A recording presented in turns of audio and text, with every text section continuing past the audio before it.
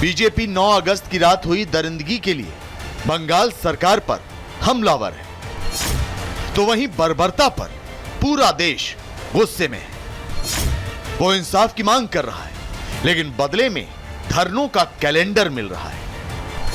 सियासत चरम पर है, कोई किसी से कम नहीं दिखना चाहता, लेकिन वैसे में राजनीतिक दलों से सवाल है कि धरना प्रदर्शन से क्या अभया को इंसाफ मिल जाएगा? क्या संदीप घोष सच उगल देगा? क्या संजय रॉय को सजा मिल जाएगी? अपराध में शामिल आरोपी अपना गुनाह कबूल कर लेंगे? क्या बंगाल में अपराध रुक जाएगा? क्या महिलाओं की सुरक्षा की गारंटी मिल जाएगी?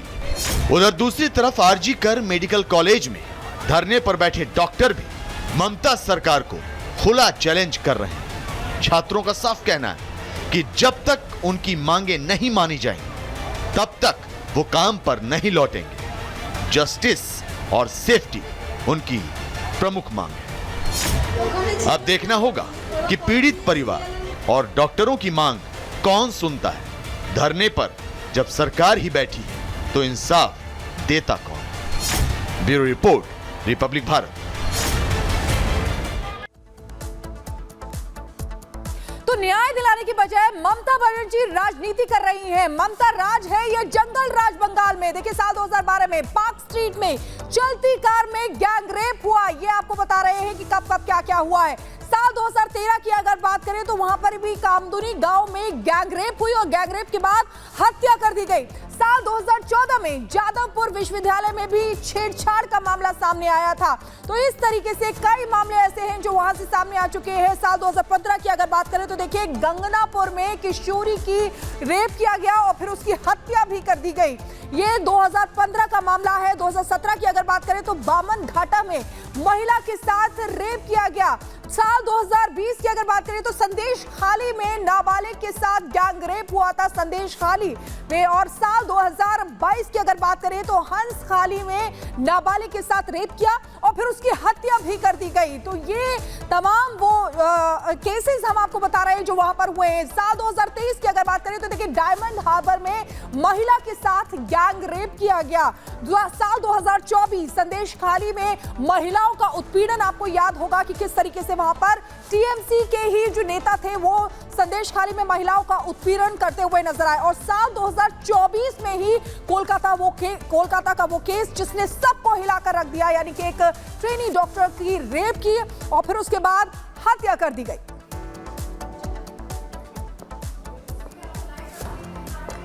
अमित शाह, गृह मंत्री अमित शाह से सीवी बोस मुलाकात कर रहे हैं, जो बंगाल के राज्यपाल हैं वो मुलाकात कर रहे हैं, क्योंकि जो हालात हैं उनको लेकर केंद्र सरकार भी चिंता में है। और गृह मंत्री अमित शाह के आवास पर ये मुलाकात हो रही है। तस्वीरें आपको दिखा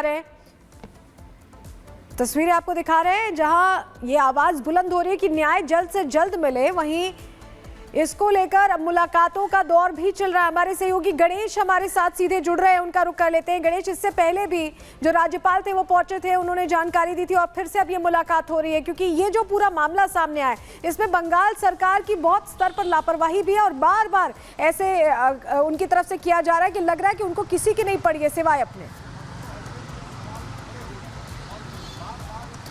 देखिए, फिलहाल मैं गृह मंत्री अमित शाह के आवास पर मौजूद हूँ। यहाँ पर जो पश्चिम बंगाल के गवर्नर हैं बोस यहाँ पर मौजूद है। करीबन आधे घंटे से मुलाकात चल रही है और बंगाल की स्थिति को लेकर एक तरीके से उन्हें पूरी जानकारी दे रही है, किस तरीके से बंगाल में क्या कुछ हालात अभी मौजूदा बने हुए हैं। क्योंकि बंगाल में जिस तरीके से आरजी कर मेडिकल कॉलेज में जिस तरीके से जो घटना घटित हुई है, उसके बाद वहाँ पर लगातार विरोध प्रदर्शन का दौर जारी है।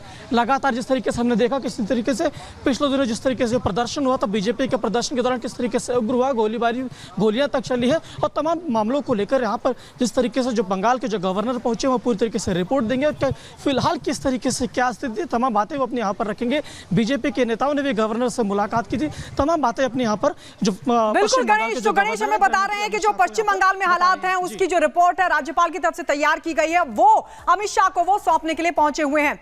पश्चिम बंगाल में इंसाफ की जंग से सियासत रंग ले लिया है, क्योंकि लगातार इस पर सियासत भी जारी है। लेडी डॉक्टर को न्याय दिलाने के लिए जहां पहले ही बीजेपी सड़कों पर है, धरना प्रदर्शन लगातार जारी है, तो वहीं टीएमसी भी अब सड़कों पर उतर आई है। धरना प्रदर्शन के जरिए सीबीआई से मामले में निष्पक्ष जांच की मांग बीजेपी लगातार कर रही है। आईएसी पर रिपोर्ट आपको दिखाते हैं।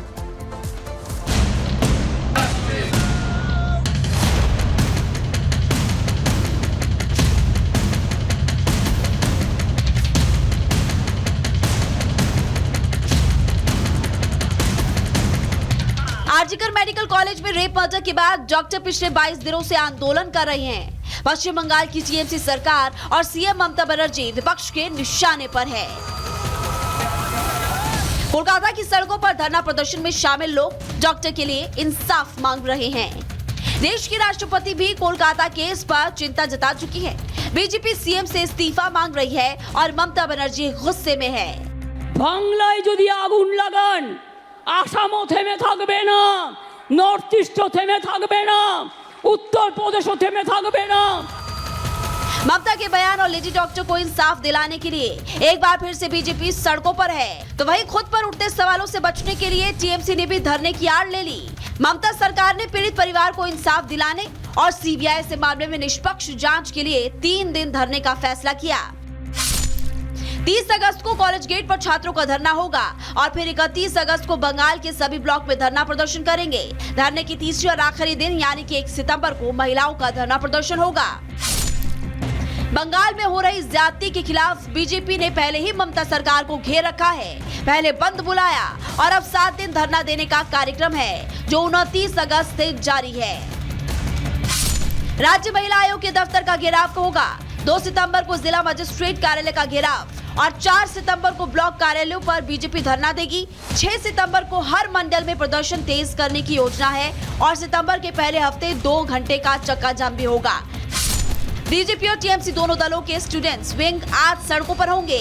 ऐसे में तनाव और बवाल की खूब आशंका है। Bureau report, Republic Bharat. और सीधे ग्राउंड जीरो पर हमारे सहयोगी जतिन हमारे साथ जुड़े हुए हैं, उनके पास जाना चाहेंगे। जतिन, देखिए किस तरीके से इंसाफ की जंग है जिसमें हर कोई इसमें जा रहा है और जो डॉक्टर बिटिया है उनको इंसाफ दिलाना चाहता है, लेकिन राजनीति अब इस पे होने लगी है। जहां बीजेपी सड़कों पर उतर आई है, बजाय टीएमसी राजनीति न करने के, यहां पर राजनीति करने के लिए खुद भी सड़कों पर उतर आई है। आज बिल्कुल देखिए, बीजेपी शुरुआत से ही इस मुद्दे को लेकर मुखर है और सड़कों पर उनका प्रदर्शन आपने देखा।